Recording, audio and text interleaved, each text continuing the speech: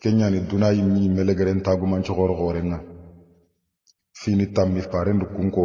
nantu kungorninya kungana nyata dunangille nyanya na nondono igoyogo na to ngana al imamul mahdi kan bakka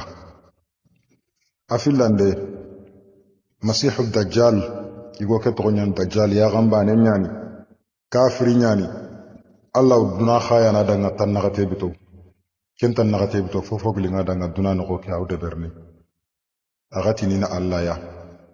har fuyenga sakani nyangura wambrandini kenya ne fare kishe done magaka mageti tahiyale gerenga wonan to ko ke duwa ko ngonati allahumma sunondo lungun kama inni a'udhu bika min fitnatil mahya wa min fitnatil masih ad-dajjal sunondo lungun kama ngitangay murna maga bakka breke do ngalinta ko ke fitna nga ado masih ad-dajjal fitna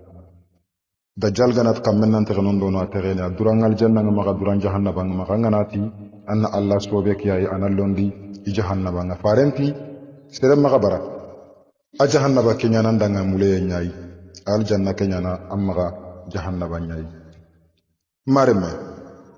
masihu dajjal aw fren jarabini kenyana maru mono kilun to ko yimeni wo furu wo kara furu wo magi gaburon taga o magi nyaaga o maga karoliya o maga plakilia o gi to ko ni safana nanti ato no fulane asare kesine afati kesine ona maga kende beri angana kende beri to ke gaye masihu dajjal gana ragut mangangu tan to nyai bawo nan to gon chafante plakin islama gun chariando kaba o maga gaburon taga o gi nyaaga na Isa alayhi salam agaw yankana nyanya ren kamma ayani masihu dajjal kerni ya juja do ma juja kon qaw bakka ya gan tege foni ay gide kenya no di do mena ganga tege gore nyani ful qarnayn yandi kentege de berin tenya na tume gando kirga jantenga ko ta suido gide ke karande ngi me gana dangi kat dunay ko ta su khole suga nyine ke ya ren kamma ji suga nyine ke ya ren kamma geji nya gana ngai na su minni ay na su korondinia ina hada maram men qatana tandegere ina laga ina cer kamunga alli intenga ndira ko ngomunda ngan tahri kambambo ten cutunu kendang yam palle toru itorun qoro nyani ina torbane mboy torbane na ko fidu kamma atumunde kiyenga ni bakka kimbakka nyaga xenna xenna nyai anyana bambure nyai keta kiyen chaga ne bakka xenna nyaga te logon kimbakka nga nyarunde follake yogo wono nga yega ne tubum pollake aterenia angana haru sallini nankira sallini tubum pollake ngete keta nyame asegunde daba gore bakka allah merken ko qur'an en nogonga daba gore bakka ga diga munu soronda nga nanti soronda kenu allah daba ke yang ayun kollanga aw kimbaka akho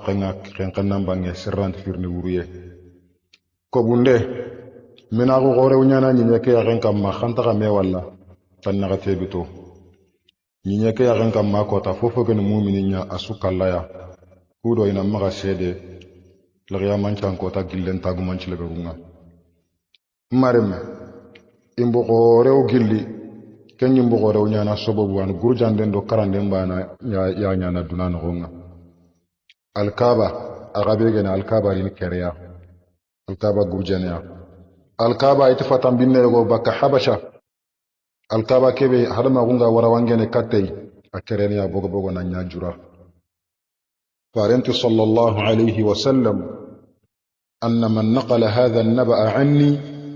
ku gibaru be no giri ko ku tagu man cu tammi be o giri ko ati sere wo sere ger ke gibare kinyandi nanti ke muhammadu an ko sa'aj'alu lahu yawm al-qiyamati makanan bil janna mi gari dingranya ngada ngal qiyaman chanko ta al janna ya fagana ke gibare sanki mare me hadise ke faide